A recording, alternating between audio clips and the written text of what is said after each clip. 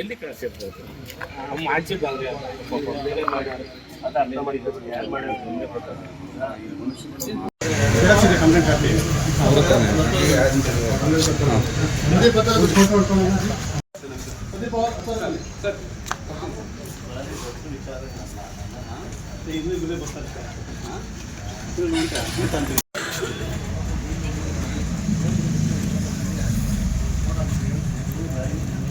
ವಿಜಯನಗರ ಬಡಾವಣೆ ಲಕ್ಷ್ಮೀ ಸ್ವಾಮಿ ಟೆಂಪಲ್ ಪಕ್ಕ ಮನೆ ಇರೋದು ನಮ್ಮದು.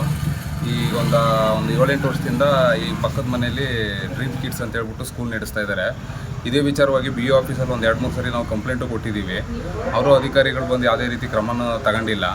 ಈಗ ಅವ್ರಿಗೆ ಸ್ಕೂಲ್ ನಡೆಸೋದಕ್ಕೆ ನಾವು ತೊಂದರೆ ಕೊಡ್ತಾ ಇದ್ದೀವಿ ಅನ್ನೋ ಉದ್ದೇಶಕ್ಕೆ ರಾತ್ರಿ ನಾವು ಮನೆಯಿಂದ ಒಳಗಡೆ ಇರಬೇಕಾದ್ರೆ ಹೊರಗಡೆ ಬಂದು ಈ ರೀತಿ ವಾಮಾಚಾರಗಳನ್ನೆಲ್ಲ ಮಾಡಿ ಈ ಕೋಳಿ ಎಲ್ಲ ಕೊಯ್ದು ಅದೇನೇನೋ ತಂದು ಕೆಟ್ಟದನ್ನೆಲ್ಲ ಮಾಡೋದು.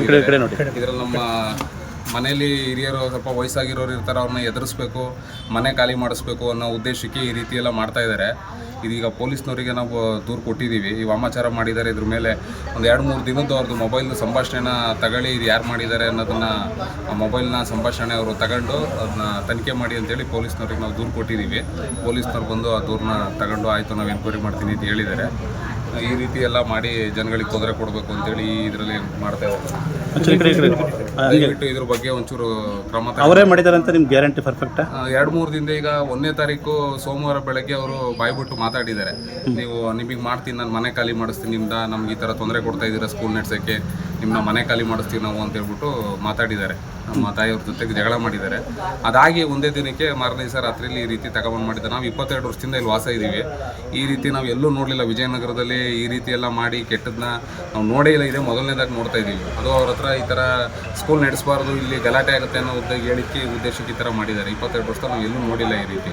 ಸ್ಕೂಲ್ ಎಷ್ಟು ವರ್ಷದಿಂದ ನಡೀತಾ ಇದೆ? ಅದು ಇದೊಂದು 7 ವರ್ಷದಿಂದ ನಡೀತಾ ಇದೆ. 7 ವರ್ಷ 8 ವರ್ಷ. ಪಕ್ಕದೇನಾ? ಹೌದು, ಪಕ್ಕದ್ದೇನೆ. ವಿಜಯನಗರ ಬಡಾವಣೆ ಸಂಘದಿಂದನೂ ಅದನ್ನ ನಡೆಸಬಾರ್ದು ಅಂತೇಳಿ ಅವ್ರಿಗೆ ವಾರ್ನಿಂಗ್ ಮಾಡಿದ್ದೀವಿ. ಬಟ್ ಅವ್ರು ಅದನ್ನು ಯಾವುದೇ ರೀತಿ ಕೇರ್ ಮಾಡ್ತಾ ಇಲ್ಲ.